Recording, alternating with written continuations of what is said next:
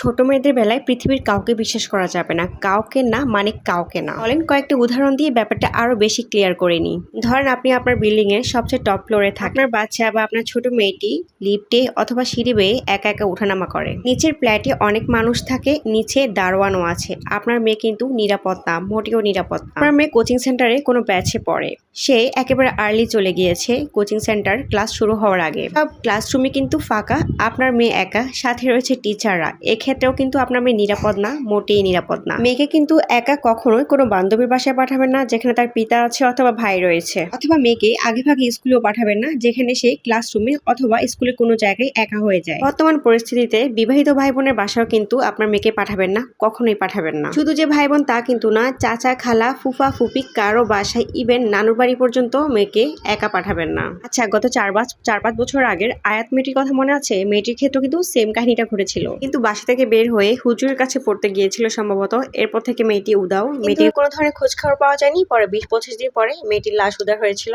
তাকেও কিন্তু ধর্ষণ করা হয়েছিল, ধর্ষণ করে তারপর মেরে ফেলা হয়েছিল। এভাবে আমাদের চারপাশে চারদিকে কিন্তু অনেক ধর্ষিত হচ্ছে, শিশু থেকে শুরু করে কিশোরী সবাই। বেশিরভাগই নিউজের অন্তরালে থেকে যায়, মাত্র কয়েকটা হয়তোবা টাইম লাইনে আসে, কয়েকটা হয়তোবা নিউজ। প্রতিদিন প্রতি মুহূর্তে এমন অগণিত ঘটনা রয়েছে, এমন অগণিত ঘটনার শিকার হচ্ছে কিন্তু ছোট বাচ্চা থেকে শুরু করে কিশোরী সব। বাবা মায়েরা আর কেন বসে আছেন? কেন আপনাদের সন্তানদের প্রতি অধিক নিরাপত্তার ব্যবস্থা করছেন না? সন্তানদেরকে কেন একা ছাড়ছেন? কালকে আসিয়ার নিউজটা দেখে খুবই খারাপ লাগছে। আসিয়া আর পৃথিবীতে বেঁচে নেই। নিউজগুলো দেখলে বুকের ভেতর কেমন যেন একটা মোচড় দিয়ে উঠে, কেননা আমারও একটা 5 বছরের ছোট মেয়ে আছে। যাই হোক, আল্লাহ সবার বাচ্চাদেরকে হেফাজতে রাখুক, নিরাপদে রাখুক এবং সুস্থ রাখুক। এর মতো ঘটনা যেন পৃথিবীর কোনো বাচ্চার সাথে না ঘটে, আয়াতের মতো ঘটনা যেন পৃথিবীর কোনো বাচ্চার সাথে না ঘটে। যাই হোক, আজকে এই কথাগুলো আপনাদের সাথে শেয়ার করেছি, কারণ আপনারা যারা আমার ভিডিওটি দেখবেন তাদেরও নিশ্চয়ই কন্যা সন্তান রয়েছে, তাদেরও নিশ্চয়ই ছোট বাচ্চা রয়েছে। সো আমার কথা থেকে যদি আপনারা একটু কেয়ারফুল হন তাহলে কিন্তু ভালোই লাগবে। আমরা যদিও আমাদের সন্তানদের প্রতি অনেক বেশি কেয়ারফুল,